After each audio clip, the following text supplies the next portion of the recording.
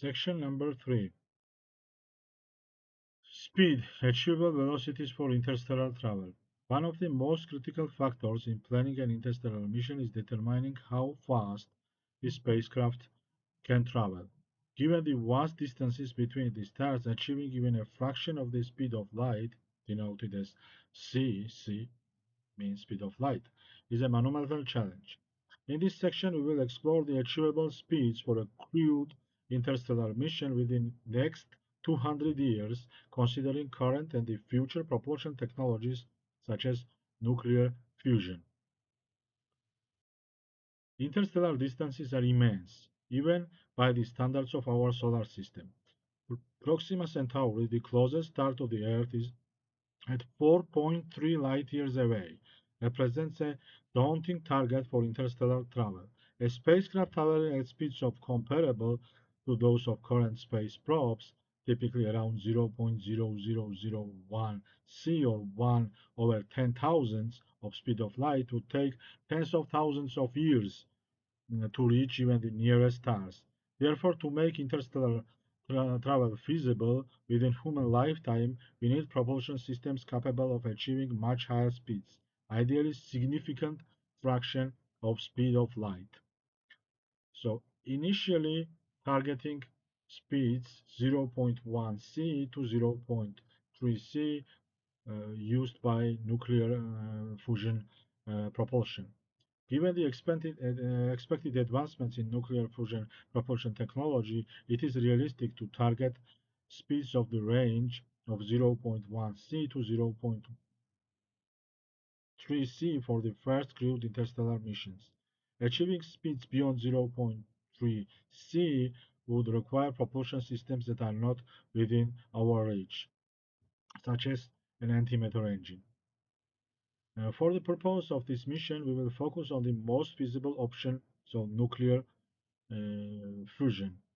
So based on my knowledge and whatever research we made, I think that in like next 2 centuries, next 200 years, it is more predictable that first interstellar travel will be powered by nuclear fusion. It is more feasible, safer, more achievable, more realistic. The only bad news, as we said, is like it can only achieve speeds from zero point 0.1 to 0.3 c, so it's obviously not zero point 0.9 or 0.99 c, but that's what it is.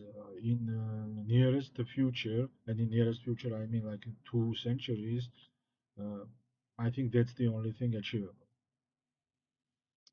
So nuclear fusion propulsion systems, uh, which rely on harnessing the power of fusion reactions to propel a spacecraft, are expected to be capable of achieving speeds of 0.1 c to 0.3 c. While this may seem relatively modest compared to speed of light, such velocities would significantly reduce travel times to distant stars.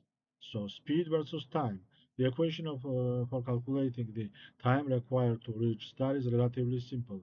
Time equals d over v. Like t is the time it takes to travel to the star in years, d is the distance to the star in light years, and v is the velocity of the spacecraft in terms of like speed of light. So c. Let's apply this equation to the mission to Proxima Centauri, which is located 4.3 light-years away, for different velocities achievable by a nuclear fusion propulsion system. So we can calculate the estimated time it would take to reach the star. So at 0.1 c, or 10% of the speed of light, it's 43 years. At 0.2 c, so 20% speed of light, it's 21.5 years. And at 0.3 c, 30% of speed of light, which is most favorable and targeted speed for nuclear fusion engines, it will be just 14.3 years. So achieving the speeds of 0.1 c to 0.3 c with nuclear fusion propulsion is theoretically possible, but it requires significant technological advancements. Nuclear fusion is an energy-dense and efficient power source that could potentially propel spacecraft at these speeds. The key factors influencing achievable speeds are the efficiency of the fusion engine, mass of the spacecraft, and the energy available for propulsion. Given the current trajectory of nuclear fusion research, it is likely that interstellar travel speeds of 0.1 c to 0.3 c could be achieved within the next 200 years, especially if we focus on the development of more efficient fusion reactors. However, it is important to note that even at these speeds, travel times to distant stars will still span several decades, making such missions a significant investment of resources and effort. While nuclear fusion offers a more immediate solution, antimatter propulsion remains the ideal propulsion system for faster travel. As discussed in Section 2, antimatter has the potential to provide energy densities orders of a magnitude higher than nuclear fusion, theoretically allowing for spacecraft to reach speeds of approaching 0.9 c or even 0.99 c. These velocities would dramatically reduce travel times to interstellar destinations. For example, a spacecraft traveling at zero point 0.9 c reached Proxima Centauri in just 4.78 years, while the spacecraft traveling at 0.99 c would make the journey in just 4.3 years, close to the travel time at light speed, but still attainable with the antimatter propulsion. However, as noted previously, antimatter propulsion is not yet feasible, and its development remains a distant prospect. As the spacecraft approaches relativistic speeds, so significant fraction of the speed of light, relativistic effects, particularly time dilation, become more pronounced.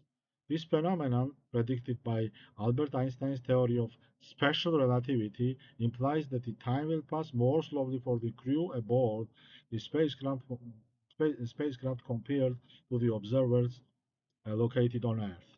The faster the spacecraft moves, the more noticeable these relativistic effects will be. For an instance, if a spacecraft were traveling at 0.1 c, the time dilation effect would cause time to pass at a slower rate for the crew compared to people on Earth. However, this effect would not be as pronounced at speeds lower than 0.3 c, and the crew might still experience a reasonable length of time during the journey. At 0.3 c, the mission to Proxima Centauri would take approximately 14.33 years, but only about 2.5 years would pass for the crew on board, depending on the exact velocity and the relative effects of time dilation. So, for a crewed interstellar mission targeting Proxima Centauri, the achievable speeds and their corresponding travel times can be summarized like this: 0.1 c, 43 years on Earth time, 40.5 years on crew time. 0.2 c, 21.5 years on Earth time, 22.25 years for crew time. 0.3 c, what we are targeting and what is achievable, and said many times that it is doable by nuclear fusion engine. 14.33 years on Earth time, 13.5 years on crew time.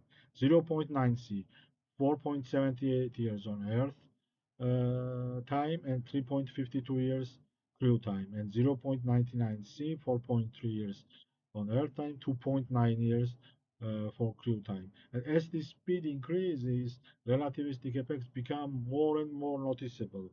And at 0.9999349 after zero, the speed will be so close to speed of light that time dilation might be 20, 50, 100 times uh, more than for an observer on Earth, which means that travel to Proxima Centauri will be 4.3 years, obviously on Earth time, but on for cruise time, on spaceship time, it might be even like 1 month.